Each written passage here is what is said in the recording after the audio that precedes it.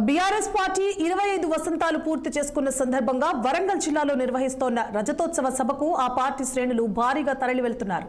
మాజీ ముఖ్యమంత్రి కేసీఆర్ ఆదేశాల మేరకు నేతలంతా వరంగల్ జిల్లా బాటపట్టారు. అన్ని దారులు ఎల్కతుర్తి వైపే సాగుతున్నాయి. వేలాది వాహనాల్లో గులాబీ నేతలు కార్యకర్తలు తరలి వెళ్తున్నారు.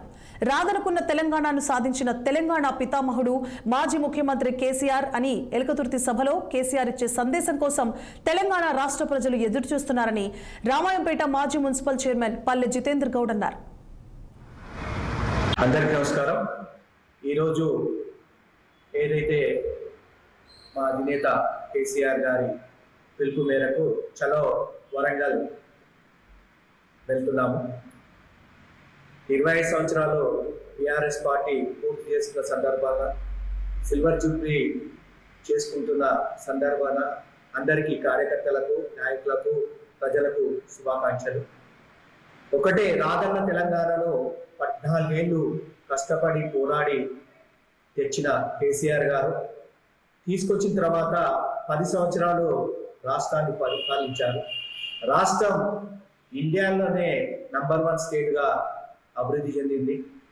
ఇప్పుడు మళ్ళీ కూడా కేసీఆర్ గారు రావాలనే కోరిక ప్రజల్లో ఉంది. ఎందుకైతే ఈ 15 నెలల నుంచి ఏదైతే కాంగ్రెస్ పాలన ఉందో ప్రజలకు నచ్చట్లేదు. అదేవిధంగా ఇప్పుడు కేసీఆర్ గారు ఏం సూచనలు చేస్తారో, ఏం మాట్లాడతారు అనే ఆలోచనలో ప్రజలు ఉన్నారు. ఏదైతే ఈ పిలుపు మేరకు మాకు ఇచ్చిన బస్సులు 10 బస్సులు ఇచ్చారు రామాయంపేట టౌన్కు, ఇంకా 20 బస్సులు అయినా నిండే పొజిషన్ ఉంది. ఎందుకంటే ప్రజలందరూ కూడా కేసీఆర్ గారి స్పీచ్ వినాలనే ఆలోచనలో ప్రజలు ఉన్నారు. రావడానికి ఇప్పుడు మీ మార్నింగ్ నుంచి రామాయంపేట టౌన్లో చూస్తున్నాం ఎన్ని బస్సులు పోతున్నాయి, ఎన్ని వెహికల్స్ పోతున్నాయి, అన్నిట్లలో కూడా కిడ్స్ పోతున్నారు. ప్రజలు ఏదైతే ఈ రోజు ఎలక్షన్ వచ్చినా కేసీఆర్ గారిని ముఖ్యమంత్రి చేయడానికి ప్రజలు రెడీగా ఉన్నారు. అందుకోసమే ప్రజలు వరంగల్కు చాలా ఇంట్రెస్ట్ చూపిస్తున్నారు.